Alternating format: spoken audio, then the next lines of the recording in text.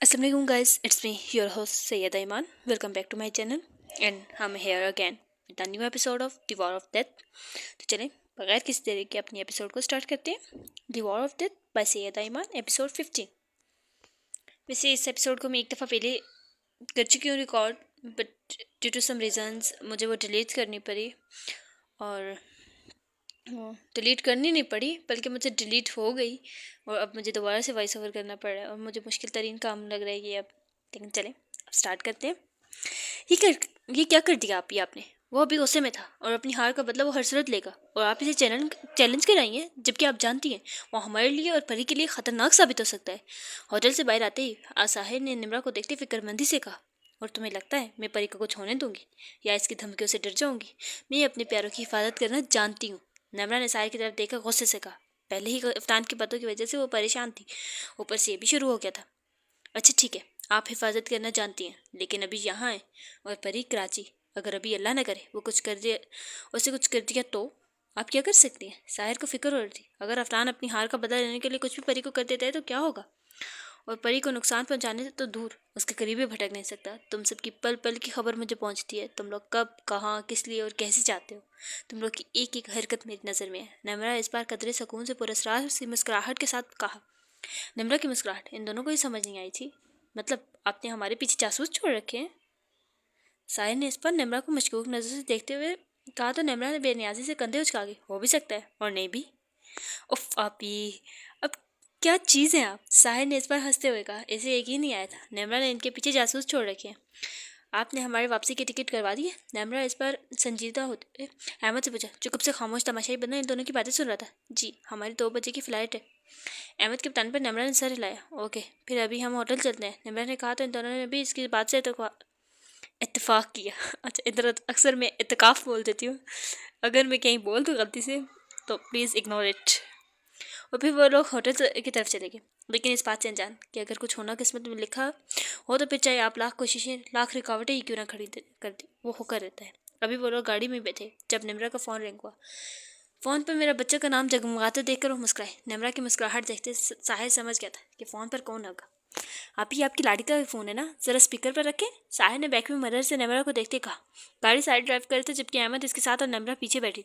इनका सफ़र खामोशी से ही कर रहा था। नम्रा ने इसके कहने पर कॉल उठाते फ़ोन स्पीकर पर किया। अस्सलाम वालेकुम, कैसा है मेरा बच्चा? नम्रा ने फ़ोन उठाते हुए पूछा। वालेकुम सलाम, मैं ठीक हूँ पिया, आपने कब वापस आना है? आपको पता है आपकी वो खड़ूस बदतमीज़ सरियल डॉक्टर साहब भी कल कहीं चले गए। मैं इतनी बोर हो रही थी, ऊपर से मुझे यूनिवर्सिटी भी छोड़ने वाला कोई नहीं था। आप जल्दी से आ जाए ना। आज सुबह परी भी बहुत रोई, लेकिन फिर आंटी ने उसे चुप करवा दिया। और अब क्या? आप सुन रही हैं? कुछ बोलें तो।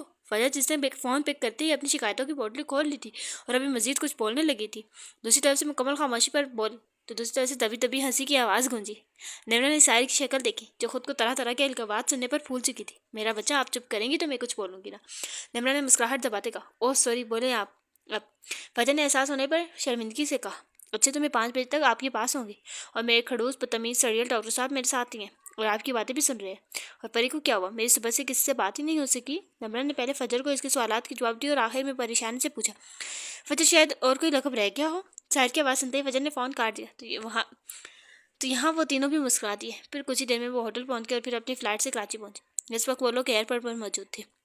आप हमारे घर ही चलें, वहाँ से फिर अपने घर चले जाइएगा। निम्रा ने अहमद से कहा। वो लोग एयरपोर्ट से निकल रहे थे। नहीं, मैं घर जाऊँगा, सब इंतज़ार कर रहे होंगे। अहमद ने कहा।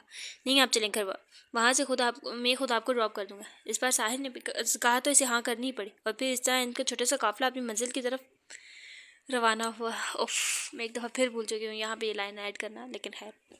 वो लोग सीधा अकबर मेंशन में आए थे। वो तीनों एक साथ लाउंज में दाखिल हुए, लेकिन सामने बैठे शख्स को देखकर निम्रा और साहिर एकदम से रुके। इनको देख अहमद भी रुक गया। मान तुम? पहले निम्रा होश में आई, खुशी से बोली। लाउंज में बैठे सब अफराद भी इनकी जानिब मुतवज्जो हुए। निम्रा, साहिर। मान भी खुशी से बोला। निम्रा और साहिर आगे बढ़े और साहिर और मान बगल घेर हुए। आई गेस मैं ये लफ्ज़ सही पढ़ी हूँ। खैर, कैसे हो? इतने अरसे बाद कैसे याद आ गई? निम्रा ने नाराज़गी से पूछा। आपको तो पता है ना मेरी जॉब का। मान ने वजाहती अंदाज में कहा। आप लोग बताओ कैसे हो? और ये साहिर नमूना आपके साथ क्या कर रहा था? मान ने साहिर की कमर पर मुका जड़ते कर, शर्म कर ले, मैं तुझसे बड़ा हूँ। साहिर ने भी बदले में इसके गले में हाथ डालते दबाव बढ़ाते कहा। निम्रा देख लो अपने लाडले को, गर्दन तोड़ देनी है इसने मेरी। मान ने फ़ौरन निम्रा से शिकायत लगाई। और तुम जो मेरी कमर तोड़ने के चक्कर में हो, इसका क्या? साहिल ने दबाव मजीद बढ़ाते कहा, जिस पर मान कराह करे क्या। अच्छा बस करो अब तुम दोनों, हर वक्त लड़ते रहते हो। मान ये अहमद है आरिफ की जगह, और अहमद ये मान, इसे भी मेरा भाई समझे आप। निम्रा ने पहले इन दोनों को डांटा, फिर अहमद और अमान का एक दूसरे का तारुफ करवाया। नाइस टू मीट यू, माहन ने अहमद से हाथ मिलाते कहा, तो अहमद ने भी सिर हिलाया। और फिर मिलने मिलाने का सिलसिला खत्म हुआ तो निम्रा ने पूछा, परी कहाँ है। रात में सब मौजूद थे सिवाय परी के। ऐसे निम्रा ने पूछा, वो अभी थोड़ी देर पहले ही सोई है। सदरा बेगम के कहने पर निम्रा परेशान हुई, वो ठीक तो है ना। निम्रा ने परेशानी से पूछा, हाँ ठीक है, सुबह तंग किया था इसने, लेकिन फिर ठीक हो गई थी। सजरा बेगम के कहने पर इसे थोड़ी सी तसल्ली हुई। तभी परी के रोने की आवाज़ आई और साथ मुलाजमा इसे लेते लाउंज में दाखिल हुई। क्या हुआ इसे। निम्रा एकदम परेशान हुई। इसके रोने पर उठते परी को मुलाजमे से लिया तो निम्रा की गोद में आते ही खामोश हो गई। वो माँ की गोद, शायद वो माँ की गोद को याद करती। माँ की खुशबू महसूस करते ही खामोश होगी। ओह मेरा बच्चा कैसा है, क्या हुआ मेरे बेबी को। मेरे बेबी ने तो मुझे बहुत याद किया, मैंने भी बहुत याद किया अपने बच्चे को। निम्रा ने परी को प्यार करते मुस्कुराते हुए परी से बातें करने लगी। लॉन्च में बैठे सभी इन दोनों माँ बेटी का प्यार देख रहे थे। परी भी खिलखिलाकर निम्रा के प्यार का भरपूर जवाब दे रही थी। मुझे दें इसे, मान ने उड़ते हाथ आगे किए तो परी निम्रा के साथ चिपकने लगी। परी नाराज है तुमसे, तुम इससे सिर्फ एक दफ़ा मिलने आई। साहिर ने कहते हुए निम्रा से परी को उठा लिया और परी भी खुशी खुशी इसके पास चली गई, जिस पर मान मुंह बसौर कर रह गया। थोड़ी देर में सभी लाउंज से चले गए। अब लाउंज में सिर्फ निम्रा और मान ही मौजूद थे। क्या हुआ मान, कुछ परेशान लग रहे हो, सब ठीक है ना। निम्रा ने सबके जाते मान से पूछा, ये आपको किसने कह दिया। मैं तो बिल्कुल ठीक हूँ, मान ने मुस्कुराते हुए कहा। मैं भी जानती हूँ और तुम भी जानते हो, कोई परेशानी है। क्या है, अब तुम मुझे बताओगे। नहीं ऐसी कोई बात नहीं, आपको कुछ गलतफहमी हो रही है, मान ने निम्रा को तसल्ली देते हुए कहा। अगर मुझे यकीन दिलाना ही है तो अपनी ये टांग हिलाना बंद करो। मैं तुम लोगों की रग रग से वाकिफ हूँ। तुम अपनी टांग तभी हिलाते हो जब परेशान होते हो या किसी गहरी सोच में होते हो। निम्रा ने मान की हिलती टांग को देखकर कहा। निम्रा की यह बात लाउंज में दाखिल होते अहमद ने भी सुनी थी और वो वहीं रुक गया था। ठीक है, एक परेशानी है, लेकिन अभी आपको नहीं बता सकता, लेकिन जल्दी बता दूंगा। मान ने गहरा सांस लेते हार मारने वाले अंदाज में कहा। उम्मीद करती हूँ ऐसा ही हो। निम्रा के कहने पर मान ने सर हिलाई। चले मैं अब निकलता हूँ, घर में सब वेट कर रहे होंगे, पहले ही बहुत देर हो गई है। अहमद ने अंदर दाखिल होते कहा। ठीक है लेकिन रुके, मैं ज़रा साहिर को बोल दूँ, बापू छोड़ देगा। निम्रा ने अहमद से कहते हुए साहिर को आवाज़ लगाई। नहीं इसकी ज़रूरत नहीं है, मैं खुद चला जाऊँगा। अहमद ने मना करना चाहा लेकिन निम्रा न मानी। नहीं साहिर आपको छोड़ आएगा, निम्रा ने कहा। इस वक्त लाउंज में साहिर दाखिल हुआ। जी अभी आपने बुलाया। साहिर ने निम्रा को देखते हुए इस्तफसार किया। साहिर अहमद को छोड़ाओ आप, निम्रा ने कहा तो साहिर ओके कह रहा चाबी लेने चला गया। ऐसा मुमकिन था ये लोग निम्रा का कोई हुक्म टालें। साहिर जब ये लेकर आया तो मान भी खड़ा हो गया। मैं भी चलूँगा, मान ने कहा तो वो तीनों बाहर की जाने बढ़ गए। चलें, जब तक वो लोग अहमद को ड्रॉप करते हैं तब तक हम मान के बारे में जान लेते हैं, आखिर वो है कौन और इनकी ज़िंदगियों में कैसे शामिल हुआ। मान एक 25 साल खूबसूरत नौजवान नीली आंखों वाला शेजा था जो उसकी खूबसूरती को 4 चांद लगा देती। मान डॉक्यूमेंट्री फिल्म्स की शूटिंग करता था जिसकी वजह से वो लोग बहुत कम मिल पाते थे। मान की इनसे मुलाकात एक हादसे की वजह से हुई जिसमें इसने साहिर की जान बचाई थी और फिर आहिस्ता आहिस्ता वो इनकी ज़िंदगियों का हिस्सा बन गया। अच्छा मेरे इस नावल में, सॉरी मैं इंटरप्ट कर रही हूँ, बट मेरी इस नावल में ज़्यादातर मुलाकातें जो हुई हैं वो हादसों की वजह से हुई हैं। और मैंने मतलब क्योंकि नावल मेरे इस तरह लिखा तो जो मेरी स्टोरी लाइन थी वो इसी तरह की थी। तो आई होप आप लोगों को वैसे बुरा लगने वाली तो कोई बात नहीं है इसमें, क्योंकि आरिफ की भी इनके साथ जो है इनका इंट्रैक्शन जो था वो एक हादसे में हुआ था और अभी मान का भी मैं यही कहा है कि एक हादसे में हुआ है। तो ये जब हम लोग पास्ट के बारे में डिस्कस करेंगे, निम्रा का पास्ट आएगा, फिर आगे इन सब के पास्ट आएंगे, तो फिर उसमें ऑब्वियस सी बात है सबके पता चल जाएगा। तो इन सब की चीज़ों का भी एक मकसद है, तो आहिस्ता आहिस्ता समझ आता जाएगा। लेकिन चले है, मान की इनसे मुलाकात एक हादसे की वजह से हुई थी जिसमें इसने साहिर की जान बचाई थी और फिर आहिस्ता आहिस्ता वो इनकी ज़िंदगियों का हिस्सा बन गया। मान अपने घर वालों से नाराज़ होकर एक अलग घर में रहते हैं और वो अपने घर वालों से क्यों नाराज़ है ये बात सिर्फ निम्रा, साहिर और आर्य भी जानते जानते हैं। ये रही मान के बारे में थोड़ी सी तफसील। मान यहाँ पे, अच्छा मान नहीं मिक्स हो गया। अच्छा तो मतलब आपने निम्रा की जान बचाई, मतलब फिर तो आप ही हमारे ग्रुप में शामिल हो गए। मान ने इससे सारी बात जानने के बाद अहमद से कहा, जिस पर साहिल इसे घूर कर रह गया। क्या मतलब, कौन सा ग्रुप। अहमद ने नासमझी से पूछा। कुछ नहीं, ये बकवास करता रहता है, छोड़े से आप। साहिल ने मान को घूर से नवाजते अहमद से कहा। भूलो मत, तुम अभी अगर जिंदा हो तो मेरी वजह से, एहसान मारो मेरा। मान ने अपनी बात को बकवास कहने पर तड़क कर फौरन अपना एहसान याद करवाया। उफ मेरे भाई, इससे बेहतर तुम मुझे मार देता। इसके बाद हर बार एहसान जताने पर तंग आते कहा। इस वक्त वो लोग गाड़ी में बैठे थे। साहिर गाड़ी ड्राइव कर रहा था, अहमद इसकी साथ वाली सीट पर और मान इन दोनों के कान खाने के लिए पिछली सीट पर बड़ा जमान था। मार देता, जान तो छोटी। मान बड़बड़ाया, लेकिन इसकी आवाज़ साहिर की तेज़ कानों तक बाखूबी पहुंची थी। भूलो मत, मैं बड़ा हूँ तुमसे पूरे 2 साल। साहिर ने बाकायदा 2 उंगलियाँ दिखाई। इसकी बात पर मान कहते सर झटक कर रह गया और फिर इस तरह की नोकझोंक में वो लोग अहमद के घर के सामने पहुंचे। इससे पहले आप हमें अंदर बुलाएं तो मैं आपको पहले ही कह दूं कि निम्रा वेट कर रही होगी, तो हम लोग नहीं आ सकते। मान ने अहमद के उतरते ही कहा, पता नहीं अहमद ने इन्हें अंदर बुलाने का कहना भी था या नहीं। और ये लड़का साहिर बस सोच कर ही रह गया। आ जाओ, चाय पी कर चल जाना। अहमद ने इनकी तरफ देखते कहा, नहीं मान से ही कह रहा है, आप ही वेट करी होंगे। साहिर ने भी कहा तो वह सर लता अल्लाह हाफिज़ कहता अंदर बढ़ गया। तो मान भी आगे आकर बैठा। तुम्हारा दिमाग ठीक है लड़के, क्यों हर जगह शर्मिंदा करवाते हो? साहिर ने गाड़ी मोड़ते हुए कहा। अब क्या कर दिया मैंने? मान ने मुंह बनाते कहा, कुछ नहीं किया तुमने, मेरी गलती है जो मैं तुम्हें साथ लाया हूँ, और अब मुझे तुम्हारी आवाज़ ना आए। साहिर ने सख्त लहजे में कहा। तो मान भी मुंह बनाते गाड़ी से बाहर देखने लगा। इसमें वो सब डाइनिंग हॉल में मौजूद थे। डाइनिंग टेबल तरह तरह के खानों से सजा हुआ था। तमाम अफराद इस वक्त वहाँ बैठे अकबर साहब का इंतजार कर रहे थे। सरबराही कुर्सी खाली थी, जबकि दाएं जाने भी सिदरा बेगम कॉटन के हरे रंग के सादा से जोड़े में सिर पर सलीके से दुपट्टा जमाए बैठी थी। इनके साथ साहिर नीली शलवार कमीज में मौजूद था। सर के साथ ही मान रेड शर्ट और ब्लू पैंट पहने इंतहाई पुरकशिश लग रहा था, जबकि बाएं जाने पहली कुर्सी पर निम्रा ब्राउन कलर के लिबास में सिर पर हिजाब लिए और इसकी गोद में परी पिंक कलर के फ्रॉक में थी, और साथ ही फजर स्किन कलर का शॉर्ट पहने मौजूद थी। अंकल कब आएंगे? अब भूख लग रही है। फजर ने मुंह बनाते कहा, बिल्कुल सही कह रही हो, इतने सारे खाने सामने रखकर इंतजार करवा रहे हैं अंकल। मान ने भी इसकी हम भरी। सभी जानते थे ये दोनों भूख के कितने कच्चे हैं। मैं हमेशा ये सही कहती हूँ, फजर ने एक अदा से कहा। हाँ हमें पता है तुम कितना सही कहती हो। और हाँ याद आया, ये तुम मुझे क्या कह रही थी? खड़ूस, सड़ियल, बदतमीज। हाँ कहाँ से मैं तुम्हें खड़ूस, सड़ियल और बदतमीज लगता हूँ? साहिर ने भी इनकी गुफ्तगू में हिस्सा लिया, लेकिन फिर इसे फजर की कॉल वाली बात याद आई तो लगे हाथ इसका हिसाब भी करना चाहा। बिल्कुल सही कहा है फजर तुमने, कोई ज़रूरत नहीं है ऐसे डरने की। मान ने फजर को हौसला देकर कहा, तुम तो चुपके करके बैठो, ज़्यादा बोलने की ज़रूरत नहीं है। साहिर ने मान को डांटने वाले अंदाज में कहा। सिदर बेगम और निम्रा अपनी बातों में मसरूफ थी। आप मेरे भाई को कुछ न कहें। फजर ने भी फ़ौरन मान की साइड ली। तुम्हें कुछ ज़्यादा ही नहीं ये आज अच्छा लग रहा। साहिर ने फजर को घूरते कहा। इन्होंने मुझे चॉकलेट ला कर दी। फजर अपना राज खोलने के बाद इतनी जुबान दांतों में दबा गई और अपने सर पर एक थप्पड़ लगाते निम्रा और सिदर बेगम की तरफ मतवज्जा आई। फजर को चॉकलेट्स बहुत पसंद थी और इसे चॉकलेट ला कर देता वो इसी की हो जाती। अच्छा तो ये सब एक चॉकलेट की वजह से है? साहिर ने अभी भी फजर को घूरते हुए कहा। नहीं जी, एक चॉकलेट नहीं, पूरी बास्केट दी है मैंने अपनी बहन को। लेकिन एक बात बताओ, ये तुम्हें क्यों मसला हो रहा है? माँ ने अब साहिर का ध्यान अपनी जानिब मबजूल करवाया। आई डोंट नो लव्स क्या होते हैं। मैं मान ही नहीं सकता तुम जैसा कंजूस इंसान किसी को चॉकलेट की बास्केट देगा। साहिर के लहजे में बेयकीनी थी। आंटी मैं जो इसके लिए गिफ्ट लाया हूँ इसे देने की कोई ज़रूरत नहीं है, मुझे वापस कर देना। माँ ने इस पर डायरेक्ट सिदिया बेगम से बोला। क्या हुआ? लेकिन हुआ क्या है? सिदिया बेगम जो निम्रा के साथ प्रोजेक्ट के डिस्कशन में मसरूफ थी इनकी तरफ मतवज्जा आई तो निम्रा भी इनकी जानिब मतवज्जा आई, क्योंकि ये मुझे कंजूस कह रहे हैं। मान ने मुँह बनाते, अच्छा यहाँ पे फिर मिस्टेक है, मैंने क्यों मिस्टेक सही नहीं की। मान ने बच्चों की तरह सीने पर हाथ बांधकर मुंह फुलाते कहा। क्यों तंग कर रहे हो तुम मेरे बेटे को? सदरा बेगम साहिर का कान खींचते बोली। आया बड़ा आपका बेटा, मैं तो जैसे कुछ लगता ही नहीं हूँ। साहिर ने नाराज़ होते कहा। क्यों कान खींच रही हैं आप मेरे बेटे के? इसी वक्त अकबर साहब डाइनिंग हॉल में दाखिल हुए। अपनी कुर्सी संभालते बोले। कुछ नहीं, आपने इतना टाइम लगा दिया, बच्चे कब से इंतजार कर रहे हैं। सदरा बेगम ने साहिर का कान छोड़ते इनसे कहा तो साहिर अपना कान बनने लगा और मान की तरफ देखते मुंह पर हाथ पर धमकी दी, जिस पर मान भी इसकी धमकी को कबूल करते अकबर साहब की जानिब मतवज्जा हुआ, जो कह रहे थे। हाँ मुझे बस एक कॉल आ गई थी, इसी वजह से टाइम लग गया। बताओ कैसे? तुम बताओ बेटा कैसे हो? अकबर साहब पहले सिदरा बेगम और फिर मान की जानिब देखते बोले। मैं तो ठीक हूँ, आपके सामने फिट फाट।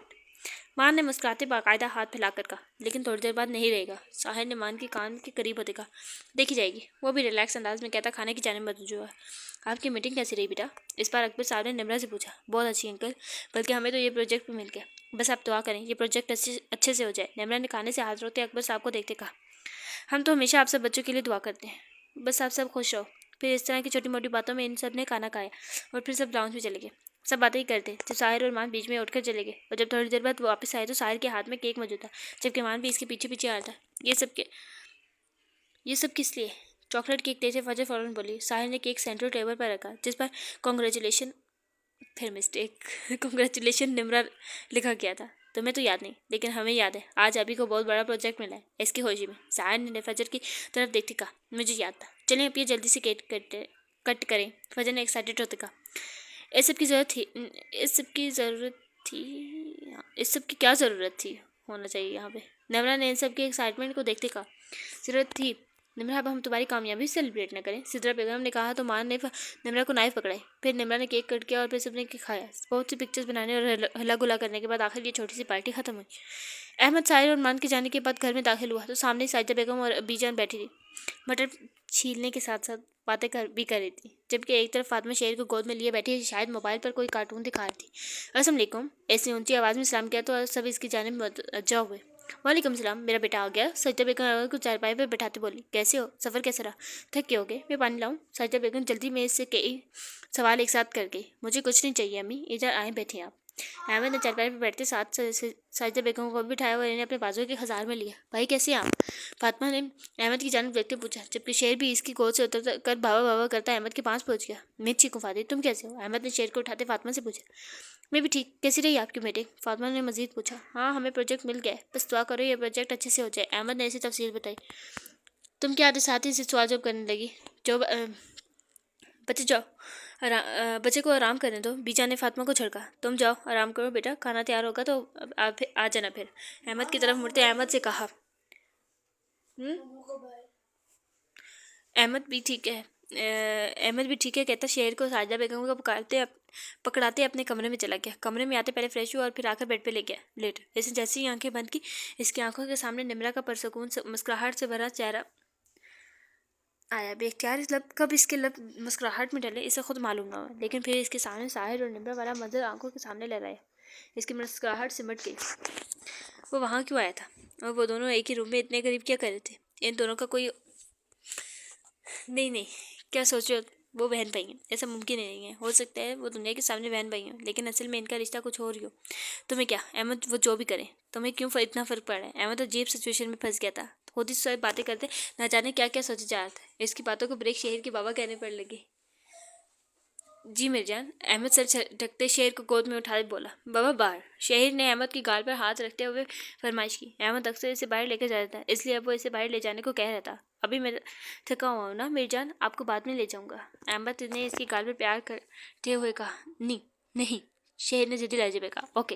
अहमद ने हाथ में देखा और अपनी बाइक की चाबी उठाते साथ शेर को भी उठाते बाहर आया। क्या हुआ बेटा? साजिदा बेगम अहमद को बाहर आते देख बोली। कुछ नहीं, इसे बाहर लेकर जा रहा हूँ। अहमद ने कहा। अल्लाह, मुझे पता नहीं चला, एक खबर नजर गया। तुमने तो आराम करना था, मुझे तो इसे। और जाओ आराम करो तुम। साजिदा बेगम ने अपने सर पर हाथ मारते कहा और फिर शेर को लेने के लिए हाथ आगे बढ़ाए, लेकिन शेर फौरन से अहमद के साथ चिपक गया। नहीं खैर है, मैं इसे ले जाता हूँ। अब अहमद ने कहते बाइक निकाली और शेर को बाहर ले गया। कुछ देर में इनकी वापसी हो गई और शेर साहब बहुत सी चीज़ों के साथ वापस आए। केक कटिंग के बाद साजिदा बेगम और अकबर साहब तो अपने कमरे में चले गए, जबकि यंग पार्टियाँ शराजी हाउस पहुंच गई। अब इन सब का कोई इरादा नहीं था यहाँ से उठने का। मान के आने का पता चलते ही आरिफ भी वहाँ आ गया था और अब वो सब सिटिंग रूम में बैठे थे। सिटिंग रूम में दरवाजे के अंदर दाखिल हो तो सामने कुछ भी मौजूद नहीं था, सिवाय एक साइड पे मौजूद फ्लोर कुशंस पे, जबकि एक तरफ कोने में खिड़कियों के साथ अलमारी रखी गई थी, जिसमें कैरम बोर्ड, लूडो, शतरंज, कार्ड्स वगैरह रखे गए थे।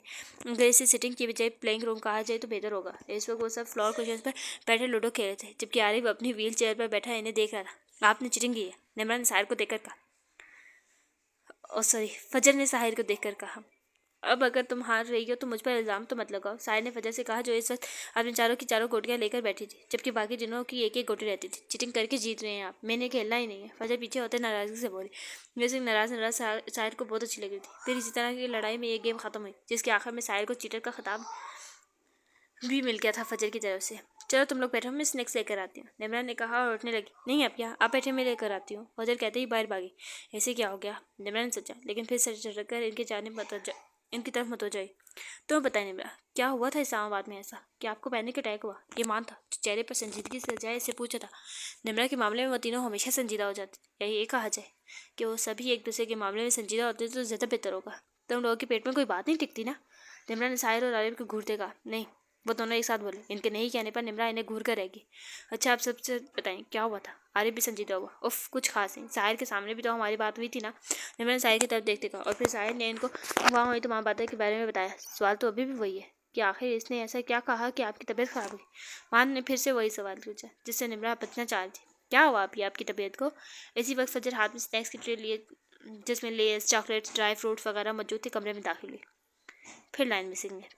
ओके, कोई मसला नहीं, कुछ नहीं हुआ मुझे, ये लोग ऐसे। निमरा ने फजर के हाथ से ट्रे लेते कहा। वैसे अभी ये बात ख़त्म नहीं हुई, आरिफ ने कहा। तो निमरा सर झटका। तुम लोग मुझसे नाराज़ नहीं हो? निमरा ने साहिर और आरिफ से पूछा। हम लोग क्यों नाराज़ होना है? क्यों हम लोग क्यों? हमें नाराज़ होना था क्या? साहिर ने पूछा। हाँ ना, मैंने तुम लोगों को इतना सुनाया था। निमरा ने इन्हें फ़ोन कॉल याद करवाई।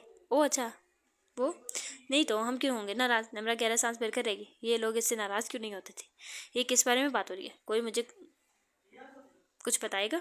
फजर को इनकी बातों की ज़रा समझ नहीं आती, इसलिए झंझला कर बोली, कुछ नहीं तो तुम छोड़ो इस बात को। तुम बताओ तुम्हारी लाइफ में क्या चल रहा है। मान ने फजर को बातों में लगाना चाहा और वो लग भी गई। मेरी लाइफ में क्या ही होना है, वही बोरिंग लाइफ, यूनिवर्सिटी से घर, घर से यूनिवर्सिटी।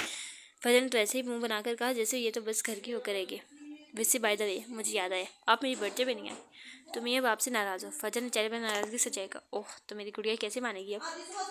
मान ने फजर को अपनी तरफ मोड़ते कहा, जबकि इसका ये एक्ट साहिर को नागवार गुजरा। मुझे आप गाड़ी चलाना सिखाएंगे। फजर ने निम्रा और साहिर को कन आँखों से देखते कहा, क्योंकि इन दोनों ने ही इसे गाड़ी चलाने से बिल्कुल मना कर दिया था। मना मैंने गलत लिखा हुआ है। निम्रा का कहना था कि गाड़ी मिल रही है, यही बहुत है। वो इसे गाड़ी चलाने की परमिशन नहीं देती। नहीं, ये तो कभी भी नहीं होगा। साहिर फ़ौरन बोला, क्यों, आप कौन होते हैं मेरी ज़िंदगी के फैसले करने वाले। फजर फ़ौरन तड़क कर बोली, और साहिर को ये बात बुरी लगी। सही कहा, आखिर मैं कौन होता हूँ तुम्हारी ज़िंदगी में दखल देने वाला। आइंदा मैं तुम्हारी किसी बात में नहीं बोलूँगा। साहिर कहते एक नज़र निम्रा को देखे कमरे से निकल गया, और इस नज़र नाराज़गी थी ऐसी न जो निम्रा ने कभी भी अपने लिए इसकी आंखों में नहीं देखी थी। फजर, ये क्या किया आपने। वो आपकी फिक्र में क्या था, और आपने ऐसा बोल दिया उसे। निम्रा फजर को देखते हुए बोली, और भी उठकर साहिर के पीछे गई। बाकी के तीनों नफूसों में नज़रों का तबादला हुआ। फजर सर झुका के, परेशान नहीं हो फजर, वो तुमसे ज़्यादा देर नाराज़ नहीं रह सकता। आरिफ ने फजर को तसल्ली दी। हाँ देखना, अभी थोड़ी देर में आ जाएगा और फिर से तुम्हें तंग करना स्टार्ट कर देगा। बस तुम उदास ना हो। मान ने भी इसे बुलाने की कोशिश की, लेकिन इसका चेहरा उदास ही रहा। साहिर भाई या तो लॉन में खड़ा हो गया। इसे सच में दुख हुआ था। वो तो इसके भले के लिए ही बोल रहा था ना। इसे डर था फजर खुद गाड़ी चलाएगी तो कहीं खुद का नुकसान न पहुंचा दे, वरना वो क्यों कहता है इसे कुछ। साहिर को अपने करीब कदमों की चाप सुनाई दी। वो जानता था ये कौन होगा। आप प्लीज़ यहाँ से चल जाएं अभी, मुझे इस वक्त किसी से कोई बात नहीं करनी। साहिर ने आसमान की तरफ देखते हुए कहा, आई एम सॉरी, मुझे ऐसी बात नहीं करनी चाहिए थी। मैं जानती हूँ आप मेरी फ़िक्र में ही वो सब कह रहे थे। क्या आप मुझे अब इतनी सी बात में कितनी बड़ी सज़ा देंगे। वो इस आवाज़ पर झटके से पीछे मुड़ा। ऐसे तोकर नहीं थी फजर यहाँ आएगी। वो इसके सामने कान पकड़े चेहरे पर ढेर मासूमियत सजाए इस वक्त इसे देख रही थी। अब कुछ बोलें भी, मेरे कान और हाथ थके हैं। अब तो ये भी आपको बदवाएं दे रहे होंगे। फजर इसे कुछ ना बोलते देख दोबारा से अपनी टोन में वापस आई। तुम यहाँ क्या कर रही हो। साहिर बेरखी से बोला, मैं आपसे माफ़ी मांगने आई हूँ और अब आप मेरे साथ ऐसा करेंगे। फजर ने सदमे से कहा, जाओ यहाँ से, मुझे किसी से बात नहीं करनी। साहिर एक दफ़ा फिर से बेरखी से बोलते दोबारा से आसमान की जानिब देखने लगा। वो चाहता था फजर इसे मनाए। अच्छा तो फिर नहीं करना आपने माफ़। फजर ने जैसे आखिरी बार पूछा। नहीं। इसके इस जवाब पर फजर को अब सही मानने में झटका लगा। ठीक है, फिर मैं भी जा रही हूँ। फजर ने कहते कि मैन गेट की जन्म कदम बढ़ाए। पहले साहिर से गर्दन मोड़कर देखता रहा, लेकिन वो जैसे ही मैन गेट से बाहर निकलने लगी तो फ़ौरन इस तक पहुंचा। वो जो बाहर निकलने वाली थी इसे बाजू से पकड़कर अंदर किया। कहाँ जा रही हो। साहिर ने सख्त लहजे में पूछा। आप मुआवजा नहीं करे। फजर अपना बाजू इसे छुड़वाते मुँह के सावे बिगाड़ते कहा, तो क्या मतलब, अगर मैं माफ़ नहीं करूँगा तो तुम मुझे मनाने की बजाय बाहर चली जाओगी। फिर तो मेरी सारी ज़िंदगी तुम्हें बाहर से लाने में गुजर जानी है। साहिर ने पहले सख्त लहजे में कहा और आखिर में हल्की आवाज़ में बड़बड़ाया। हाँ तो और क्या। फजर भी अपने नाम की एक ही थी जैसे। उफ फजर, चलो अंदर। साहिर ने तंग आते ऐसे बाजू से पकड़ के अंदर की जानिब बढ़ा। पहले बताएं, आपने मेरी सॉरी एक्सेप्ट की। फजर ने इसे अपना बाजू छुड़वाते हाँ मेरी माँ कर ली। साहिर ने कहा तो फजर भी इसे थैंक यू कहती किचन की तरफ आई, जहाँ निम्रा सबके लिए चाय कॉफ़ी लेने गई थी। ध्यान से लड़की। इसके भागने पर साहिर ने पीछे से आवाज़ देकर कहा, रात का 1 हो रहा था और इन लोगों का अभी भी सहन का कोई इरादा नहीं था। मना लिया साहिर को। घर के फजर के किचन में आते ही निम्रा ने इससे पूछा। वो तो नहीं मान रहे थे, मैंने ज़बरदस्ती बनाया। फजर ने फ़खरी अंदाज में फर्जी कॉलेज अकड़ाते कहा। मतलब। निम्रा के पूछने पर फजर ने इसे सारी बात बताई। निम्रा हंसने लगी। ओ फजर, तुम भी ना। निम्रा ने कहा और साथ कप्स ट्राई में रखे और लॉन्च भी ले आए, जहाँ सब बाहर आ चुके थे। और फिर इस तरह इनकी ये महफिल सुबह की अजान तक चली। फिर सुबह की नमाज़ पढ़ने के बाद अपने अपने कमरों की तरफ गए। फजर पहले ही सो चुकी थी। सुबह निम्रा की आंख परी की मिसल से रोने की आवाज़ से खुली। इसने बमुश्किल अपनी नींद से भरी आंखें खोली। परी की मिसल से रोने पर निम्रा बमुश्किल उठकर बैठी और परी को गोद में उठाया। ओह, क्या हो गया मेरे बेबी को। भूख लगी है। आप यहाँ ही रुको, मैं जल्दी से आपके लिए वीडियो बना कर लाती हूँ। ओके, आपने बस रोना नहीं है। ओके मेरा बच्चा। लेकिन परी इसकी बात को सिरे से इग्नोर करती बस रोई जा रही थी। मैंने जल्दी से इसका वीडियो बनाया और दोबारा से रोती हुई परी को गोद में उठाया, जिसकी अब हिचकियाँ बन गई थी। ओ बस मेरा बच्चा, इतना क्यों रो रहा है। मैंने इसके मुंह में फीडर डाला तो वो जल्दी जल्दी पीने लगे। मैंने परी की आंखों पर ठहरे आंसू अपने हाथ से साफ किए और इसके गाल पर प्यार किया, क्योंकि परी को कुछ खास पसंद नहीं आया, और चेहरा दूसरी तरफ जानिब कर लिया। तो निम्रा ने मुंह बसोरा। परी की फीडर खत्म करते निम्रा ने फीडर सारे टेबल पर रखा और परी को कंधे से लगाया, और फिर इसने परी के कपड़े चेंज करते इसे तैयार किया, और फिर परी को बेड के दरमियान में बिठाते इसके इर्द गिर्द तकिए रखे और हाथ में खिलौने पकड़ाते खुद फ्रेश होने चली गई। तकरीबन 20 मिनट बाद वो फ्रेश होकर वापस आई तो इसके जिस्म पर ब्लैक कलर की शर्ट जिस पर रेड एंड वाइट धागे का काम किया गया था वो लिबास इस पर बहुत खूबसूरत लग रहा था। काले रंग में इसकी सफ़ेद दुधारियाँ रंगत मजीद खिल उठी थी। वो ड्रेसिंग मिरर के सामने खड़ी हुई पहले बाल ड्राई किए, फिर बालों में ब्रश फिरा। इसके खूबसूरत पूरे बाल जो घुटनों से थोड़ा ऊपर थे, इन्हें जूड़े में मुकीद करने के बाद काजल उठाया। वो अपनी नींद की वजह से सुर्ख आंखों में काजल की मोटी लाइन खींची, जिससे इसकी पहले से बड़ी आंखें मजीद खूबसूरत और बड़ी लगने लगी। इसके बाद नेचुरल पिंक कलर का क्लोथ लगाते के बाद सर पर हिजाब लिया और परी को उठाते कमरे से बाहर आई। पहले इसका रुख आयशा बेगम के कमरे की जानिब था। अस्सलाम वालेकुम मम्मा, कैसी हैं आप? देखें तो आज आपकी नवासी आई है आपसे मिलने। मैंने कमरे में का दरवाज़ा खोलते कहा और बेड के पास रखी चेयर पर बैठी और परी को गोद में उठाया। मम्मा, आपको पता है आज कौन आया है? चलिए मैं आपको बताती हूँ। वाहन आया है। मैं तो ऐसे यहाँ देखकर सरप्राइज हुआ होगी। लास्ट टाइम परी जब पैदा हुई थी तब आया था और फिर कल आया। अभी यहीं है। एक तो दिन रुकने का प्लान है इसका। अभी गेस्ट रूम में रेस्ट कर रहे हैं। आरिफ भी यहीं है। रात को रुक गया था वो भी। निम्रा आयशा बेगम को हर एक बात ऐसे बताई थी जैसे वो सुन रही हूँ। वो इसका मानना भी यही था कि वो इसे सुन रही होती है, बस रिस्पॉन्स नहीं करती। अच्छा चले, मैं अब इन सब को उठने तक थोड़ी देर में ऑफिस का चक्कर लगाऊँ, निम्रा ने कहा और फिर कुछ याद आने पर सर पर हाथ मारा। ओह शिट, मुझे याद ही नहीं रहा। मैंने अहमद को कॉल करके बोलना था कि वो आज बेशक ना आए, रेस्ट करने। उफ, मेरा दिमाग भी ना। निम्रा खुद से बड़बड़ाती उठी और परी को गोद में उठा लिए अपने रूम में आए और मोबाइल उठाया। अभी वो अहमद का नंबर निकाल ही रही थी जब इसे नीचे से सदरा बेगम की आवाज़ आई। वो मोबाइल हाथ में लिए परी के साथ नीचे ही आ गई। क्या हुआ आंटी, सब ठीक है? इनके चेहरे पर परेशानी देखकर निम्रा भी परेशान हुई थी। ये दोनों बच्चे रात इधर ही थे क्या? जी रात काफ़ी देर हो गई थी, तो मैंने ही कहा था इधर ही रुक जाए, गेस्ट रूम में ही होंगे तीनों। निम्रा ने एक तरफ इशारा करते कहा जहाँ गेस्ट रूम थे। तीनों मतलब? इन्होंने नासमझी से पूछा। वो आरिफ भी आ गया था ना रात में, वो भी यहीं है। निम्रा के बताने पर इन्होंने सर लाया और उठ खड़ी। अच्छा सही, फिर मैं जा रही हूँ। नाश्ता लगा रही थी, इनके कमरे देखे तो खाली थे, इसलिए परेशान हो गई। तुम्हारे अंकल इंतजार कर रहे होंगे, सदर बेगम ने कहा तो और बाहर की जानिब कदम बढ़ाए।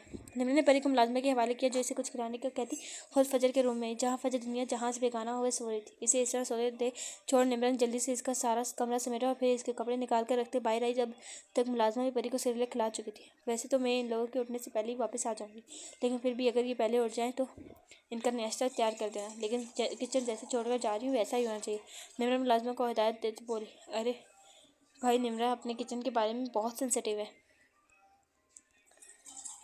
और फिर वो परी को लेते बाहर आई। इसी गाड़ी में पिछली बेबी सीट पर बिठाया और खुद ड्राइविंग सीट पर बैठती गाड़ी स्टार्ट की। इसकी गाड़ी में बैठते ही वॉचमैन ने गेट को ओपन कर दिया था, इसलिए वो गाड़ी निकालते ले गए। इसका रुख पहले आरिफ की फ्लैट की जानिब था। वहाँ से आरिफ के कपड़े लेने के बाद वो ऑफिस गई। अहमद को पहले से वहाँ मौजूद देखकर निम्रा को याद आया इसने अहमद को कॉल ही नहीं की थी। आपको भी कॉल करने वाली थी क्या? आज आप बेशक ना आए, लेकिन फिर मेरे जहन से निकल गया। उन्होंने अहमद के बेंच के पास रुकते दुआ सलाम के बाद कहा, कोई बात नहीं। अहमद कहते मुस्कुराहट पास की तो निम्रा भी मुस्कुराई। तो ये अपने रूम में दाखिल हुए, लेकिन ये क्या, इसके रूम का तो मंजर ही तब्दील था। पूरे फर्श पे बैलून्स थे। सामने टेबल पर एक केक रखा था। निम्रा ने हैरत से पीछे मुड़कर देखा तो ऑफिस का सारा स्टाफ वहाँ खड़ा था। कॉन्ग्रेचुलेशन नूर, सबने एक जुबान होकर इसे कांग्रेस किया। Thank you so much for this, लेकिन ये सब आप सबकी मेहनत की वजह से पॉसिबल हुआ, वरना मैं अकेले तो कुछ भी नहीं कर सकती थी। निम्रा ने आजिज़ से कहा। नहीं, हमें अहमद ने सब कुछ बता दिया। इस चीज़ की वाहिद हकदार आप हैं, इनमें से एक ने कहा। तो निम्रा ने अहमद की तरफ देखा। फिर यहाँ एक बार फिर निम्रा की कामयाबी को सेलिब्रेट किया गया था। इन सब चीज़ों के बाद सब अपने अपने कामों में मसरूफ़ हो गए। निम्रा भी एक नज़र परी को देखते छोटे मोटे काम करने लगे। 11 बजे अहमद इसकी कॉफ़ी लेकर आया। निम्रा इसे देखकर बैठने का इशारा किया। पियोन कहाँ है? आपकी क्यों लेकर आए? निम्रा ने इससे पियोन के बारे में पूछा। बहुत छुट्टी पर है, अहमद के बताने पर इसने सर हिलाया। उप्स, आप जा सकते हैं। निम्रा बात कर ही रही थी जब कोई बेधड़क दरवाज़ा खोलते अंदर दाखिल हुआ। निम्रा ने दरवाजे की तरफ देखा जहाँ मान सिटी बजाते उंगली में चाबी घुमाते अंदर दाखिल हुआ था। कोई हाल नहीं है तुम्हारे लड़के, निम्रा ने इसकी तरफ देते इस तरह अंदर आने पर ऊंची आवाज़ में इसे सुनाते कहा। बहुत शुक्रिया आपका। मान ने सीने पर हाथ रखते ज़्यादा से झुककर अपनी बेइज्जती महसूस की। निम्रा को इसकी हरकत पर हंसी आई। इसने आते निम्रा के आगे पड़ा, कॉफ़ी का कप उठाया और एक घूंट पड़ा। इसकी हरकत पर निम्रा ने इसे घूरा। ओह, तो अहमद साहब आप ही यहाँ हैं। अच्छा हुआ आपसे भी मुलाकात होगी, मान ने अहमद को देखते कहा, जबकि अहमद तो मान की हरकतों को देख हैरान हो रहा था। पहले बगैर इजाज़त अंदर आना और अब इस तरह निम्रा की कॉफ़ी उठाकर पीना। उम्मीद, ओह ये क्या कर दिया।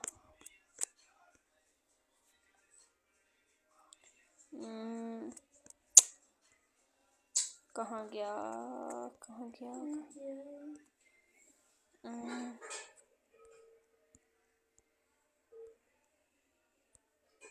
हाँ ये रहा।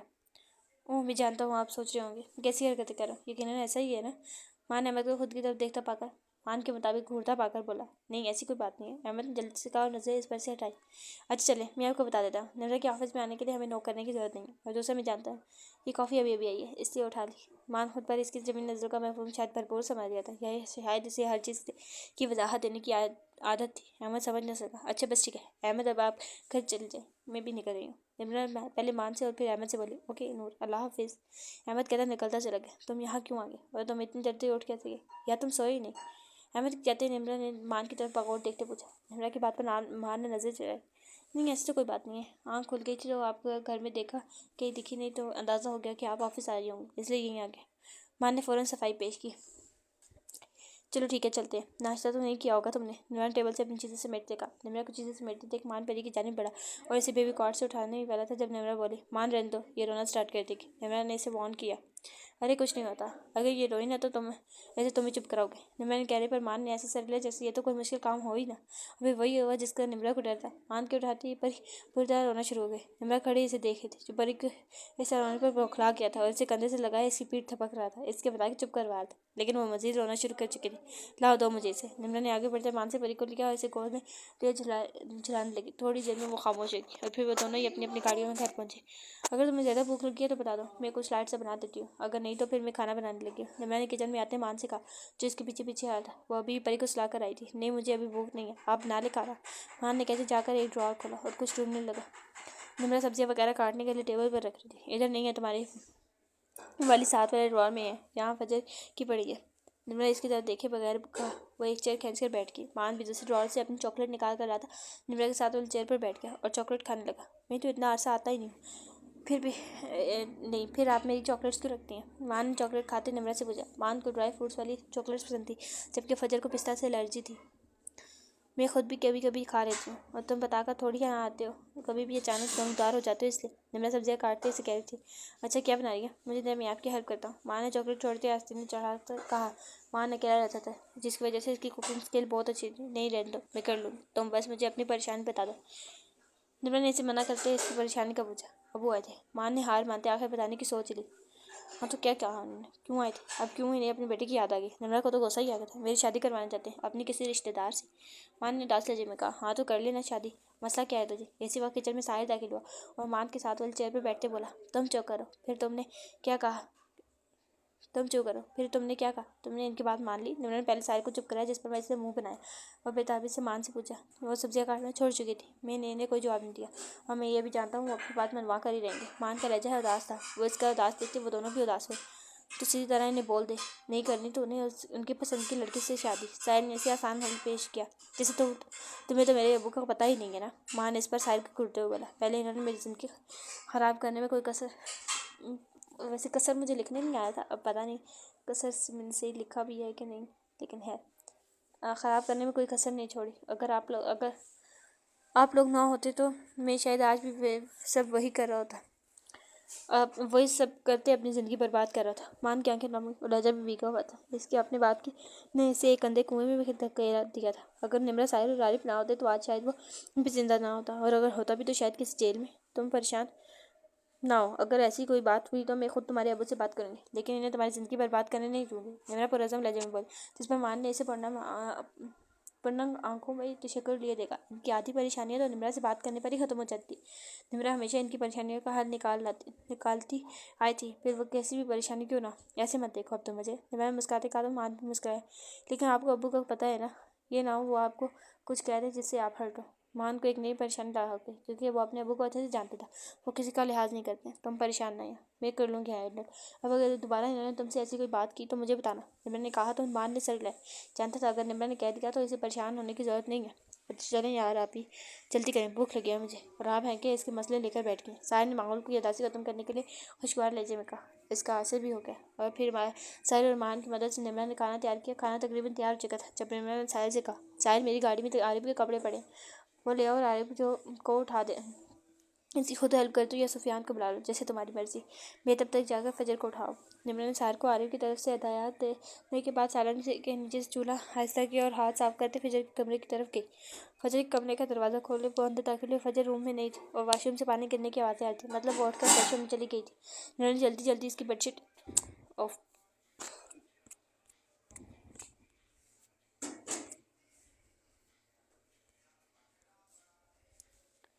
ओके, कहाँ गया? पानी गिरने की आवाज़ें आ रही थी, मतलब वो उठकर फ्रेश होने चली गई थी। निम्रा ने जल्दी जल्दी इसकी बेडशीट सही की, बाकी सारा कमरा तो वो पहले ही समेट कर जा चुकी थी। निम्रा अभी तक तकिया सही कर रही थी जब फजर ने खामोशी से आते ही इसके पीछे से इसके गिर था। वो जो झुकी हुई थी सीधी हुई और फजर को अपने सामने की और गले से लगाए। अच्छी नींद आई मेरे बच्चे को? निम्रा ने फजर को सर पर लब रखते कहा। जी बहुत अच्छी। आपने मुझे यूनि के लिए उठाया नहीं? फजर ने निम्रा का जवाब देने के बाद यूनिवर्सिटी का पूछा। रात को लेट सोई थी ना, इसलिए मैंने डिस्टर्ब नहीं किया। आप जल्दी से नीचे आ जाओ, मैं खाना लगा रही हूँ। मैंने फजर को पीछे करते कहा तो फजर भी अच्छा कहती ड्रेसिंग के सामने खड़ी होगी तो निम्रा भी नीचे की तरफ चली गई। नीचे सामने लाउंज में चाय दारी पर मान बैठते। मैं खाना लगाती हूँ, आ जाना फिर तुम लोग। निम्रा कहती किचन की तरफ गई और टेबल पर खाना लगाने लगी। निम्रा ने टेबल तरह तरह के खानों से भर दिया था, जिसमें कढ़ाई, बिरयानी, रेशमी कबाब, कोफ्ते, कोरमा वगैरह थे। वो भी मीठा रहता था। साथ कोल्ड ड्रिंक्स भी रखी थी। और फिर इन सबको आवाज़ दी तो वो सब भी डाइनिंग हॉल में आ गए। वो सब बैठे खाना खा रहे थे जब डॉक्टर आयत मुलाजमा के साथ अंदर दाखिल हुए। आयत को देखकर सभी ठटके थे। तुम यहाँ क्या करी हो? आयत को देखते ही साहिल के माथे पर बाल डाले इसे घूरते हुए पूछा था। वो मैं आप 2 दिन से हॉस्पिटल नहीं आए तो मुझे लगा कि आपकी तबीयत खराब होगी, इसलिए देखने आई। लेकिन आपकी मम्मा ने बताया कि मैं हॉस्पिटल 2 दिन ना आऊँ या 10 दिन ना आऊँ, तो मैं इसे कंसर्न नहीं होना चाहिए। मुझे देख लिया, मैं बिल्कुल ठीक हूँ, अब तुम जा सकते हो। सर इसकी बात काटता दरिश्ते से बोला। बाकी सब खाने से हाथ रोक के इसे देख रहे थे, जबकि इसका इतना सख्त लज्जा महसूस करते आयत की आंखों में आंसू आ गया। साहिल, निम्रन ने इसे रोकना चाहा। क्या साहिल, ऐसे मेरी एक बार की बात समझ नहीं आती? क्या हर वक्त मेरे पीछे पड़ी रहती है? कितनी दफ़ा आराम से मना कर चुका हूँ, लेकिन इसे समझ नहीं आती। आप ही बताएं मैं क्या करूँ? क्या कर रही हूँ मैं? मेरा दिमाग ख़राब हो गया। मेरा